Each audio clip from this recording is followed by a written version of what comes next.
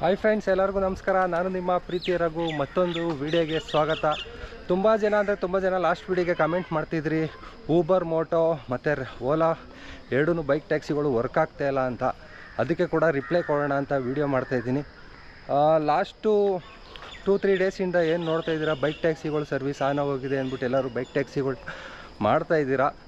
ಆದರೆ ಕೋರ್ಟಲ್ಲಿ ಯಾವುದೇ ಥರ ಲೀಗಲಾಗಿ ಆರ್ಡರ್ ಮಾಡಿಲ್ಲ, ಇನ್ನೂ ಬೈಕ್ ಟ್ಯಾಕ್ಸಿ ಮಾಡಿ ಅಂತ ಯಾವುದೇ ಥರ ಪರ್ಮಿಷನ್ನು ಕೊಟ್ಟಿಲ್ಲ. ಆದ್ರೂ ಕೂಡ ಈ ಕಂಪ್ನಿಯವರು ಕೋರ್ಟಲ್ಲಿ ಒಂದು ವರ್ಡ್ ಹೇಳಿದ್ನ ಇಟ್ಕೊಂಡು ಬೈಕ್ ಟ್ಯಾಕ್ಸಿ ಲೀಗಲಾಗಿ ಹೋಗಿದೆ, ನಾವು ಮಾಡ್ಬೋದು ಅಂತ ಮಾಡೋಕ್ಕೆ ಸ್ಟಾರ್ಟ್ ಮಾಡಿಕೊಂಡ್ರು.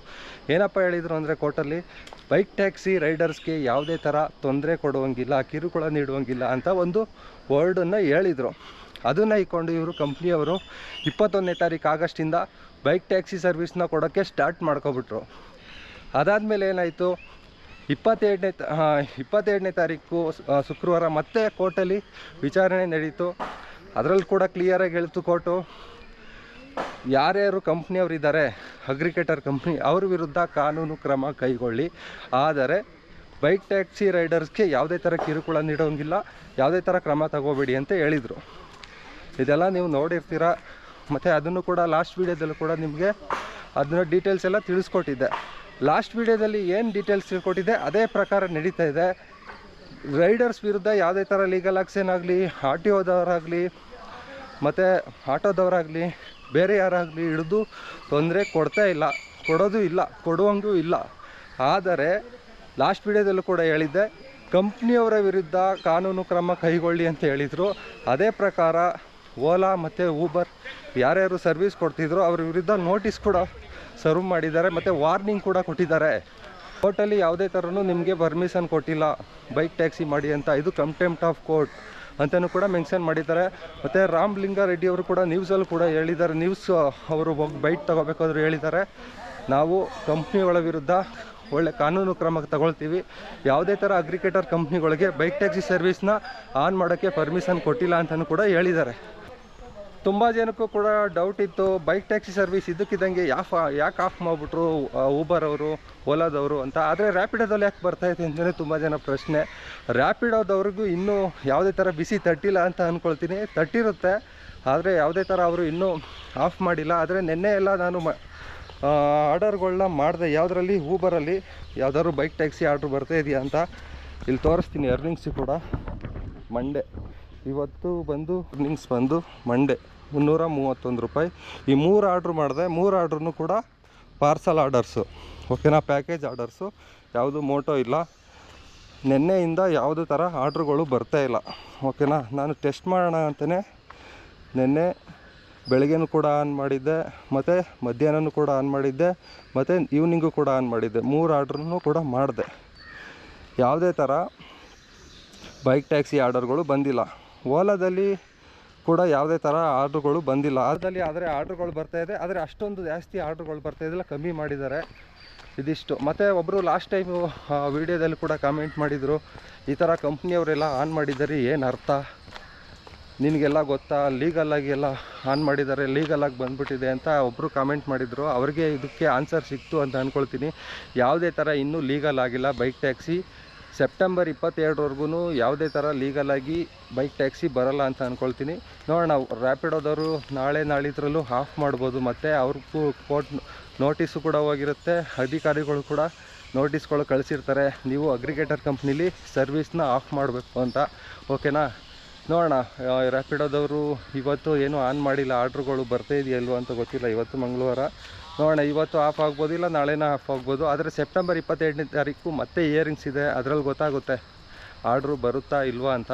ನೋಡೋಣ, ಮುಂದಿನ ದಿನ ವೆಯ್ಟ್ ಮಾಡೋಣ. ಇನ್ನೊಬ್ಬರು ಪ್ರಶ್ನೆ ಕೇಳಿದರು ಲಾಸ್ಟ್ ವೀಡಿಯೋದಲ್ಲಿ, ಕಂಪ್ನಿಯವರು ಆನ್ ಮಾಡಿದ್ದಾರೆ, ಸರ್ವಿಸ್ನ ಆನ್ ಮಾಡಿದ್ದಾರೆ ಅಂದರೆ ಏನು ಅರ್ಥ, ಇದೆಲ್ಲ ಗೊತ್ತಾಗಲ್ವ ನಿಮಗೆ, ಸರ್ವಿಸ್ಗಳನ್ನೆಲ್ಲ ಮಾಡ್ತಾಯಿದ್ದಾರೆ, ಲೀಗಲಾಗಿ ಹೋಗಿದೆ ಅನ್ನೋ ಅರ್ಥದಲ್ಲಿ ಅವರು ಕಾಮೆಂಟ್ ಕೂಡ ಮಾಡಿದರು. ತುಂಬ ಅಂದರೆ ತುಂಬ ದೊಡ್ಡ ಕಾಮೆಂಟ್ಗಳೆಲ್ಲ ಹಾಕಿದರು. ಇದಕ್ಕೆ ರಿಪ್ಲೈ ಅಂತ ಅಂದ್ಕೊಳ್ತೀನಿ. ಕಂಪ್ನಿಯವರು ಯಾವುದೇ ಥರ ಲೀಗಲಾಗಿ ಈ ಸರ್ವಿಸ್ಗಳನ್ನ ಕೊಡ್ತಾ ಇಲ್ಲ, ಕ್ಲಿಯರಾಗಿ ಹೇಳ್ತಾ ಇದ್ದೀನಿ. ಲೀಗಲಾಗಿ ಯಾವುದೇ ಥರ ಸರ್ವಿಸ್ಗಳನ್ನ ಇದು ಮಾಡಿಲ್ಲ. ಯಾವುದೇ ಒಂದು ಸರ್ವಿಸ್ಗಳನ್ನ ಆನ್ ಮಾಡಬೇಕು ಅಂದರೂ, ಲೀಗಲಾಗಿ ಮಾಡಬೇಕು ಅಂದರೂ ಅದಕ್ಕಾದ ಗೌರ್ಮೆಂಟು ನಮ್ಮ ಸಂವಿಧಾನದಲ್ಲಿ ಒಂದು ಇದಿದೆ, ಆರ್ಟಿಕಲ್ಗಳೆಲ್ಲ ಇದೆ, ಅದನ್ನು ಅಪ್ಲೈ ಮಾಡಿ ಮಾಡಬೇಕಾಗುತ್ತೆ. ಇವಾಗ ಒಂದು ಮೋಟಾರ್ ಕಾಯ್ದೆನ ತಿದ್ದುಪಡಿ ಮಾಡಿ ಇದಕ್ಕೆ ಒಂದು ಬೈಕ್ ಟ್ಯಾಕ್ಸಿ ಪರ್ಮಿಷನ್ನ ಕೊಡಬೇಕು. ಮೋಟಾರ್ ಕಾಯ್ದೆ 1988 ಇರೋ ಹಳೆ ಕಾಯ್ದೆನ ಅದನ್ನು ತಿದ್ದುಪಡಿ ಮಾಡಬೇಕು. ಮೋಟಾರ್ ಸೈಕಲ್ ಕಾಯ್ದೆ ಅಡಿ ಅದರಲ್ಲಿ ಎಲ್ಲೋ ಬೋರ್ಡ್ ಮಾಡಿಸೋದಾಗಲಿ, ಇನ್ಶೂರೆನ್ಸ್ ಮಾಡಿಸೋದಾಗಲಿ, ಪ್ಯಾಸೆಂಜರ್ ಇನ್ಶೂರೆನ್ಸ್ ಮಾಡಿಸೋದಾಗಲಿ ಅದನ್ನೆಲ್ಲ ಮಾಡಬೇಕು. ಮತ್ತು ಕೆಲವೊಂದು ಪರ್ಮಿಟ್ ಕೊಡೋದಾಗಲಿ ಅವೆಲ್ಲ ಮಾಡಬೇಕಾಗುತ್ತೆ. ಅದಕ್ಕೋಸ್ಕರ ಅದಕ್ಕೆ ಟೈಮ್ ತಗೊಳುತ್ತೆ. 1 ತಿಂಗಳು ಕಾಲಾವಕಾಶ ಕೊಟ್ಟಿದ್ದಾರೆ ಕೋರ್ಟಲ್ಲಿ.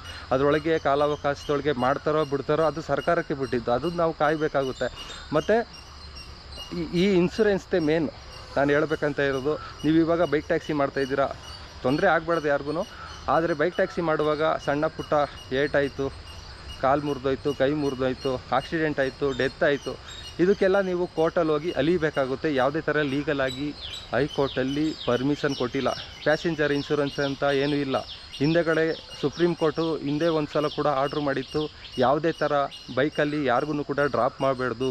ಡ್ರಾಪ್ ಮಾಡಿ ಏನಾದ್ರು ತೊಂದರೆ ಆಯಿತು ಅಂದ್ರೂ ನಿಮಗೆ ಪರಿಣಾಮ ನೀವು ಅನುಭವಿಸ್ಬೇಕಾಗುತ್ತೆ ಅಂತ ಕೂಡ ಹೈಕೋರ್ಟ್ ತುಂಬ ವರ್ಷಗಳ ಹಿಂದೆಯೇ ಹೇಳಿತ್ತು. ಯಾರೇ ಥರ ಡ್ರಾಪ್ ಕೊಡುವಂಗಿಲ್ಲ ಬೈಕಲ್ಲಿ, ಓಕೆನಾ.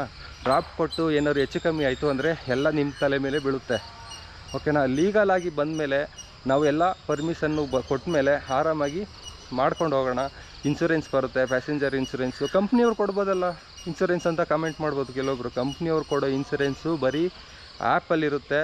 ಅದನ್ನು ತೆಗೆದು ಅವರು ಇನ್ಶೂರೆನ್ಸ್ ಕ್ಲೈಮ್ ಮಾಡ್ಕೊಳ್ತಾರೆ, ದುಡ್ಡು ಬರುತ್ತೆ ಅವರಿಗೆ, ಕಸ್ಟಮರ್ಗೆ ಯಾರು ಇರ್ತಾರೆ ಅವ್ರಿಗೆ ಏಟಾದವ್ರಿಗೆ ಎಲ್ಲ ಬರುತ್ತೆ. ಆದರೆ ಕೋರ್ಟಲ್ಲಿ ಅದನ್ನೆಲ್ಲ ಕೇಳೋಲ್ಲ ಕಂಪ್ನಿದು.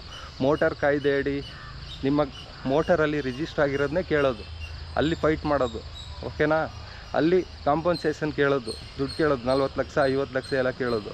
ಅಲ್ಲಿ ನೀವು ರೈಡರ್ಸ್ ಇರ್ತೀರ, ನಿಮಗೆ ಮಾತ್ರ. ಹಿಂದೆಗಡೆ ಕೂತಿರೋರಿಗೆ ಈ ಥರ ಎಲ್ಲ ಪ್ರಾಬ್ಲಮ್ಸ್ಗಳಿದೆ. ಅದಕ್ಕೆ ನೋಡಿಕೊಂಡು ಯಾರ್ಯಾರು ಮಾಡ್ತಾಯಿದ್ದೀರಾ ಬೈಕ್ ಟ್ಯಾಕ್ಸಿ ಮಾಡಬೇಡಿ ಅಂತ ಹೇಳ್ತಾಯಿಲ್ಲ. ಬೈಕ್ ಟ್ಯಾಕ್ಸಿ ಮಾಡಿ, ಆದರೆ ಲೀಗಲಾಗಿ ಬರೋವರೆಗೂ ವೆಯ್ಟ್ ಮಾಡಿ. ಆದರೆ ಇವಾಗ ರ್ಯಾಪಿಡೋದೊಂದು ಕೊಡ್ತಾ ಇದ್ದಾನೆ, ಮಾಡಬೇಕು ಅಂದರೆ ನಿಮ್ಮ ಇಷ್ಟ ಮಾಡಿ, ನಾವು ಮಾಡಿ ಅಂತಲೂ ಹೇಳ್ತಾಯಿಲ್ಲ. ಬೈಕ್ ಟ್ಯಾಕ್ಸಿ ರೈಡರ್ಸ್ಗೆ ಯಾವುದೇ ಥರ ಪ್ರಾಬ್ಲಮ್ ಕೊಡೋಲ್ಲ ಯಾರೂ. ಆದರೆ ಈ ಥರ ಪ್ರಾಬ್ಲಮ್ಸ್ ಆದಾಗ ಏನು ಮಾಡ್ತೀರಾ? ಮತ್ತು ತುಂಬ ಜನ ಕಾಮೆಂಟ್ ಮಾಡಿದ್ರಲ್ಲ, ಅದಕ್ಕೋಸ್ಕರ ವೀಡಿಯೋ ಮಾಡ್ತಾಯಿದ್ದು. ಇದೇನು ವೀಡಿಯೋ ಮಾಡಬೇಕು ಅಂತ ಅಂದ್ಕೊಂಡಿರಲಿಲ್ಲ. ಲಾಸ್ಟ್ ವೀಡಿಯೋದಲ್ಲೇ ಕೂಡ ಕಂಪ್ಲೀಟಾಗಿ ನಾನು ಡೀಟೇಲ್ಸ್ಗಳು ಕೊಟ್ಬಿಟ್ಟಿದ್ದೆ ಕಂಪ್ನಿಯವರ ವಿರುದ್ಧ. ಮತ್ತು ಅದಕ್ಕೆ ಒಂದು ಲೀಗಲ್ ಆಕ್ಷನ್ ತಗೊಳ್ಳಿ ಅಂತಲೂ ಕೂಡ ಹೈಕೋರ್ಟಲ್ಲಿ ಕೂಡ ಹೇಳಿದರು. ಮತ್ತು ಅಡ್ವೊಕೇಟ್ ಜನರಲ್ ಅವರು ಕೂಡ ವಾದ ಮಾಡುವಾಗ ಹೇಳಿದರು, ನಿಮ್ಮ ಕೋರ್ಟ್ಗೆ ನಾವು ಇನ್ಫಾರ್ಮೇಷನ್ ಕೊಡ್ತಾಯಿದ್ದೀವಿ, ಲೀಗಲಾಗಿ ಆಕ್ಷನ್ ತಗೊಳ್ಳೋಕೆ ಮುಂಚೆ ಒಂದು ಮಾಹಿತಿ ಕೊಡ್ತಾಯಿದ್ದೀವಿ ಅಂತಲೂ ಕೂಡ ಹೇಳಿದರು. ಯಾವ ಥರ ಮಾಡಿದ್ದಾರೆ ಇವಾಗ ಅಷ್ಟೇ, ಅಷ್ಟಲ್ಲದೆ ಬೇರೆ ಏನೂ ಇಲ್ಲ. ಆದರೆ ಊಬರ್ ಅವರು ಫೋನ್ ಮೇಲೆ ಫೋನ್ ಮಾಡ್ತಾಯಿದ್ರು 3-4 ದಿನದ ಹಿಂದೆ, 12 ರೂಪಾಯಿ ರೈಡ್ ಕೊಡ್ತಾಯಿದ್ದೀವಿ, 3000 ಬೋನಸ್ ಕೊಡ್ತಾಯಿದ್ದೀವಿ, ಈ ಥರ ನಿಮಗೆ ಸ್ಕೀಮ್ ಎಲ್ಲ ಕೊಡ್ತಾಯಿದ್ದೀವಿ, ಇನ್ಸೆಂಟಿವ್ ಎಲ್ಲ ಕೊಡ್ತಾಯಿದ್ದೀವಿ ಅಂತ ಹೇಳ್ತಾಯಿದ್ರು. ಇದಕ್ಕಿದ್ದಂಗೆ ಸಡನ್ನಾಗಿ ಆಫ್ ಮಾಡಿದ್ದು ಕೂಡ ಹೇಳಿಲ್ಲ. ಆಫ್ ಮಾಡಿದ್ದು ಹೇಳ್ಬೇಕು ತಾನೇ, ಲೀಗಲಾಗಿ ನಾವು ನೋಟಿಸ್ ಬಂದಿದ್ದೆ, ಅದಕ್ಕೆ ನಾವು ಸರ್ವಿಸ್ನ ಸ್ಟಾಪ್ ಮಾಡ್ತಿದ್ದೀವಿ ಅಂತ ಬರುವಾಗ ಮಾತ್ರ ಫಾಸ್ಟಾಗಿ ಅದ್ದೂರಿಯಿಂದ ಬಾಸ್ಟ್ ಮಾಡ್ಕೊಂಡಂಗೆ ಬಂದುಬಿಡ್ತಾರೆ. ಆದರೆ ಆಫ್ ಮಾಡೋಂಗೆ ಮಾತ್ರ ಅದು ಯಾರಿಗೂ ಇನ್ಫಾರ್ಮೇಷನ್ ಕೊಡೋಕ್ಕೆ ಹೋಗೋಲ್ಲ. ಈ ಥರ ಕಥೆಗಳು ನಡೀತಾ ಇದೆ. ಓಲಾದವನು ಸ್ಟಾರ್ಟಿಂಗ್ ಕೂಡ ಆನ್ ಮಾಡಿರಲಿಲ್ಲ, ಮಧ್ಯೆ ಏನೋ ಒಂದು ದಿನ ಏನೋ ಆನ್ ಮಾಡಿದ, ಮತ್ತೆ ಸ್ಟಾಪ್ ಮಾಡಿಬಿಟ್ಟ. ಎಲ್ಲ ಲೀಗಲಾಗಿ ಪ್ರಾಬ್ಲಮ್ಗಳನ್ನ ಫೇಸ್ ಮಾಡಬೇಕಾಗುತ್ತೆ ಅಂತ. ಇದಿಷ್ಟು ನಡೆದಿರೋದು ಫ್ರೆಂಡ್ಸ್, ಅದಕ್ಕೋಸ್ಕರ ಹೇಳ್ತಾಯಿದ್ದೀನಿ. ನೆಕ್ಸ್ಟು ಬೈಕ್ ಟ್ಯಾಕ್ಸಿ ಅಪ್ಡೇಟ್ ಅನ್ನೋರು ಬಂದರೆ ನಿಮಗೆ ವೀಡಿಯೋ ಮಾಡಿ ತಿಳಿಸ್ಕೊಡ್ತೀನಿ.